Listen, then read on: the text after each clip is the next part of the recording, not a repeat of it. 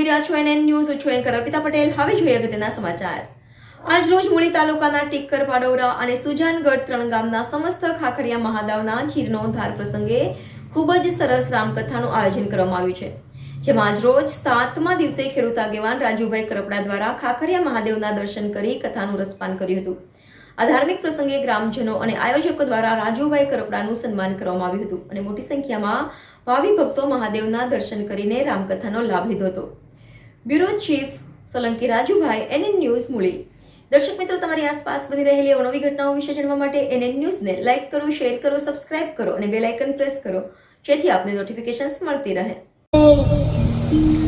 અને એક સમય આપણે બધા માનીએ છીએ કે કોઈ સંકલ્પ કરીને નીકળે તો એ સંકલ્પ સાકાર થતો હોય છે. જો એક માણસ સંકલ્પ કરે અને એ સંકલ્પ સાકાર થતો હોય, આ તો 3 ગામનો સામૂહિક કાર્યક્રમ છે અને તમામ માતાઓ, બહેનો અને વડીલોએ સંકલ્પ કર્યો છે કે અહીંયા મહાદેવનું મંદિર બનાવવું છે, ભવ્યથી ભવ્ય મંદિર. અને આ સપનું પૂરું થશે આપણું. બીજી સૌથી મહત્વની વાત, બાપુ, અમે બહાર જતા હોઈએ તો જનરલી જોવા મળતું હોય છે, આપણે પણ બધાએ જોયું છે કે આજનો જે એક યુગ છે, પશ્ચિમી સંસ્કૃતિનું અનુકરણ દિવસે ને દિવસે થતું જાય છે.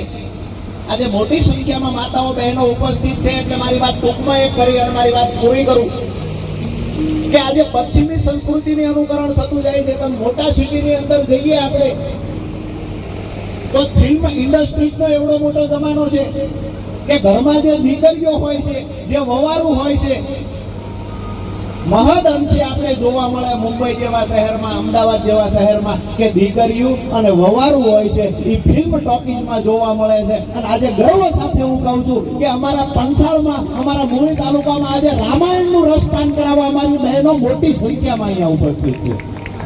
ખરેખર આપણી સંસ્કૃતિનું જતન કરવા માટે જેને જવાબદારી સોંપવામાં આવી છે એ આપણી માતાઓ, બહેનોને જવાબદારી સોંપવામાં આવી છે અને એ જવાબદારીને પૂર્ણ નિષ્ઠાથી નિભાવવા માટે આજે આ મોટી સંખ્યા ભેગી થઈ છે. કોઈના વખાણ કરવા આપણે નથી મળ્યા કે કોઈને રૂડું લગાડવા નથી મળ્યા, પણ આજે જમાનો કઈ દિશામાં જાય છે? ઘરમાં રામનું નામ લેવાનું બંધ થતું જાય છે. સીતાજીએ શું સંઘર્ષ કર્યો હતો? આ ઘરમાં આજે આપણા દીકરીઓને, વવારોને આ સંસ્કાર આપવાનું મોટા શહેરોમાં બંધ થયું છે.